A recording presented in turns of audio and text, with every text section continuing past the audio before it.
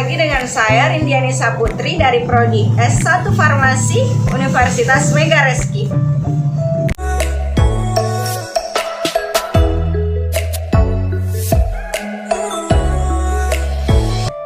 Hai teman-teman, di sini saya akan menjelaskan materi tentang wawasan ilmu farmasi yang meliputi apa itu farmasi, apa saja prospek kerja farmasi, bagaimana layanan kefarmasian, dan apa definisi resep beserta penulisan resep, serta bagaimana sejarah perkembangan pendidikan farmasi di Indonesia.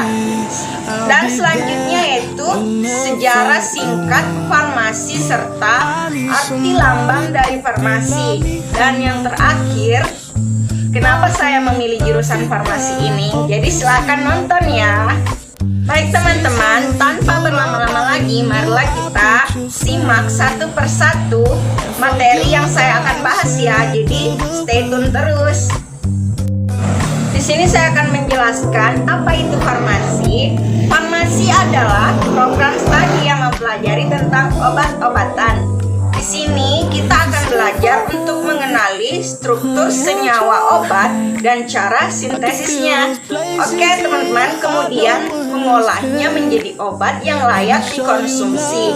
Teman-teman, pasti di sini kamu akan belajar mencampur, meracik, melakukan formulasi, mengidentifikasi, mengombinasi, menganalisis, dan menciptakan obat yang memenuhi standar kualitas dan kelayakan.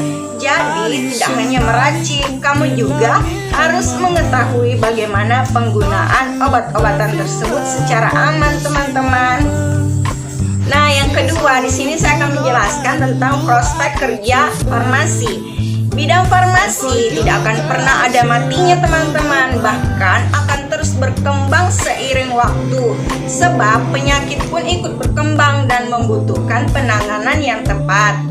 Lulusan prodi farmasi akan memperoleh gelar sarjana farmasi atau S.Pharm dan dapat meneruskan pendidikan apoteker untuk mendapatkan gelar apoteker atau APT. Lulusan farmasi tidak melulu menjadi apoteker dan berada di apotik, tetapi juga dibutuhkan oleh rumah sakit, laboratorium, dan klinik. Lulusan farmasi teman-teman juga dibutuhkan di berbagai lembaga penelitian, baik milik swasta maupun pemerintah, seperti Badan Pengawas Obat dan Makanan atau kata lainnya yang sering kita dengar yaitu BPOM. Kedua, Kementerian Kesehatan atau Kemenkes dan lain-lain.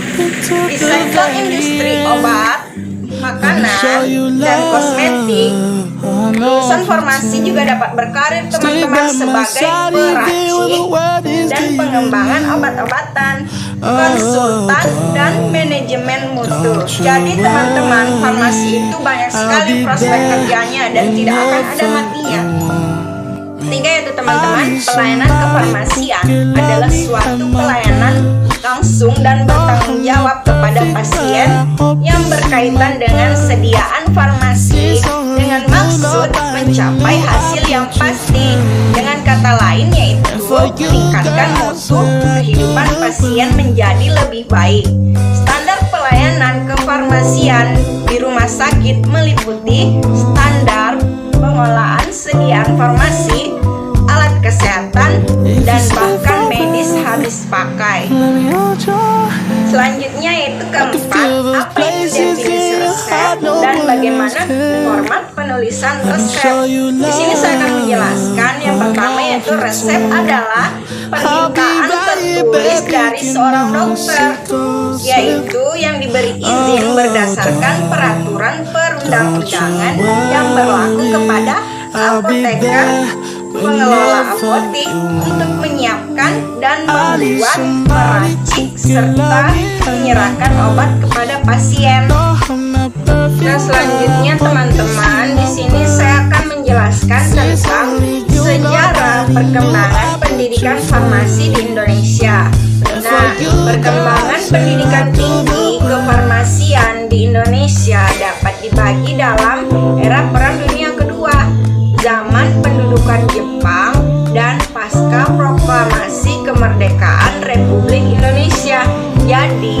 sebelum Perang Dunia Kedua, selama penjajahan Belanda, hanya terdapat beberapa apoteker yang berasal dari Denmark, Australia, Jerman, dan Belanda, teman-teman. Jadi, tenaga kefarmasian yang dididik di Indonesia hanya setingkat asisten apoteker atau yang disingkat dengan AA, yang mulai dihasilkan tahun 1906. Nah, jadi pelaksanaan pendidikan AA ini dilakukan secara magang.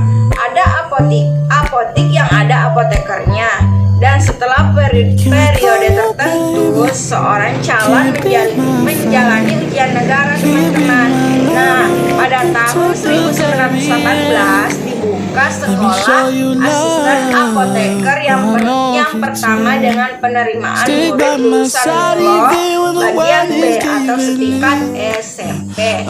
Selanjutnya yaitu pada tahun 1937 jumlah apotek di seluruh Indonesia hanya 37 orang saja. Jadi pada awal Perang Dunia Kedua atau tahun 1941, banyak apoteker warga negara asing meninggalkan Indonesia, sehingga terdapat kekosongan apotek, teman-teman. Nah, jadi untuk mengisi kekosongan itu diberi izin kepada dokter untuk mengisi jabatan di apotek. Juga diberi izin kepada dokter untuk membuka apotek dokter atau dokters apotek. Nah, di daerah yang belum ada apoteknya sama sekali. Jadi itu tentang penjelasan singkat tentang perkembangan farmasi di Indonesia, teman-teman. Yang keenam yaitu sejarah farmasi. Kata farmasi berasal dari kata pharmakon yang merupakan bahasa Yunani yang berarti racun atau obat. Farmasi merupakan profesi kesehatan yang meliputi kegiatan di bidang penemuan, pengembangan, produksi, pengolahan, peracikan, informasi obat, dan distribusi obat. Nah, selanjutnya itu ilmu kefarmasian belum dikenal oleh dunia pada zaman Hippocrates, atau yang lebih dikenal dengan sebutan Bapak Ilmu Kedokteran, yaitu pada tahun 460 sebelum Masehi sampai dengan 370 sebelum Masehi. Nah, selanjutnya yaitu pada peradaban itu seorang dokter memiliki banyak tugas, teman-teman. Tidak hanya mendiagnosa suatu penyakit yang diderita oleh sang pasien, tetapi ia juga mempersiapkan ramuan atau racikan obat seperti halnya seorang apoteker.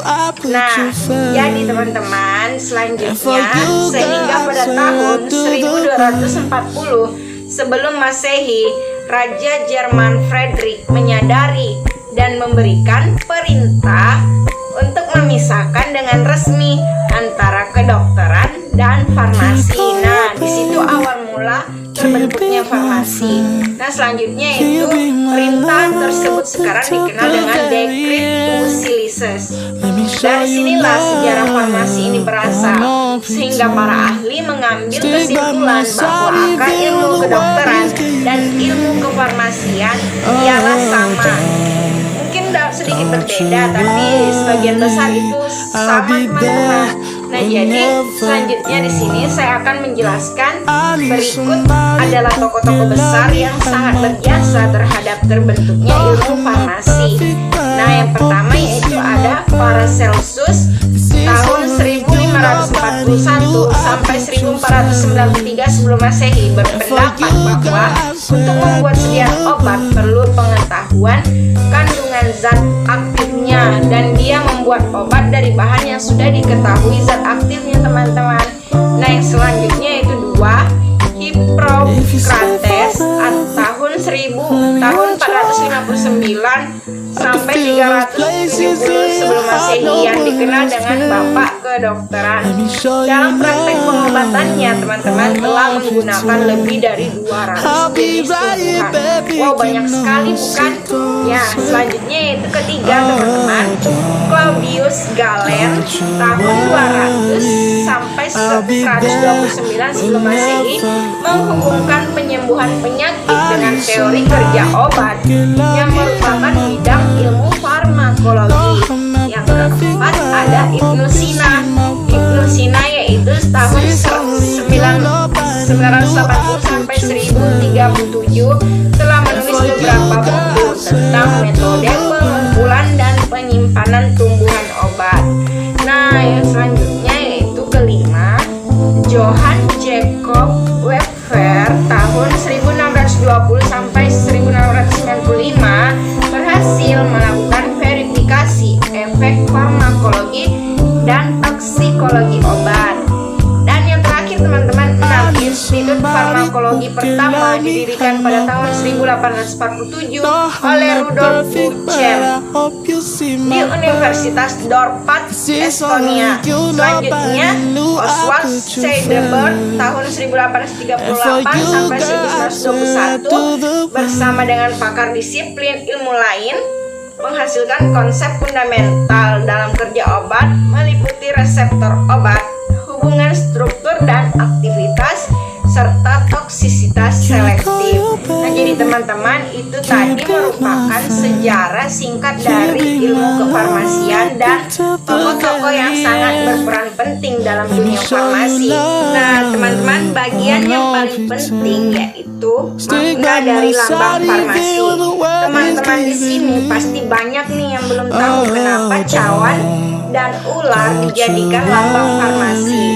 Rupanya di balik itu semua punya makna yang mendalam, teman-teman. Nah, di sini saya akan menjelaskan lambang farmasi atau Ball of Hygieia. Nah, lambang farmasi tersebut merupakan patung yang menggambarkan Dewi Yunani yaitu Hygieia sedang memegang mangkuk dengan ular jinak yang mengitarinya dan seolah minum dari mangkuk tersebut, teman-teman. Nah, jadi Hygieia ini adalah dewi kesehatan, kebersihan, dan sanitasi yang merupakan seorang anak dari Aesculapius atau dewa pengobatan dan penyembuhan dalam mitologi Yunani. Nah, beberapa orang berpendapat bahwa mangkuk Hygieia dan ular merupakan simbol keseimbangan alam di muka bumi, dan ular menggambarkan pasien yang bebas memilih untuk mengobati dirinya sendiri atau tidak menurut kepercayaan Yunani kuno. Ular yang melilit pada mangkuk menggambarkan kebijaksanaan dan kesembuhan, teman-teman. Nah, di sini hal ini dikarenakan ketika orang mati akan berada pada alam baka yang entah baik atau buruk, dan ular dipercaya bisa berkomunikasi dengan orang mati tersebut. Bahkan ular juga dipercaya bisa membawa jiwa orang yang telah meninggal, kawan-kawan. Nah, di sini yang membawa yang telah meninggal untuk membantu kehidupan. Nah, itu tadi merupakan lambang dari kefarmasian. Nah, di sini cukup saya jelaskan ya, cukup singkat, tapi semoga bisa dimengerti ya, kawan-kawan. Nah, dan yang terakhir, kenapa saya memilih jurusan farmasi ini? Pasti banyak yang penasaran kenapa saya memilih farmasi. Nah, jadi silakan dengarkan secara seksama ya, teman-teman. Kenapa saya memilih jurusan ini? Yang pertama itu mempelajari farmasi itu seru, teman-teman, karena saat belajar farmasi kamu jadi akan mengetahui penyebab dari suatu penyakit dan dapat menganalisis obat yang tepat serta mengetahui bagaimana cara kerja obat tersebut. Nah, di prodi ini juga akan banyak kegiatan praktikumnya teman-teman. Nah, jadi bakalan seru deh. Jadi sehingga bagi kamu yang menyukai praktikum lab, prodi ini akan sangat menarik. Nah, itu alasan saya kenapa saya memilih jurusan farmasi ini. Jadi cukup mengerti kan kawan-kawan? Baiklah teman-teman, mungkin cukup sampai di sini saja dulu penjelasan tentang dunia farmasi. Semoga bermanfaat untuk kalian yang nonton video ini. Kurang dan lebihnya mohon dimaafkan karena saya manusia tidak pernah luput dari kesalahan. Terima kasih. Goodbye.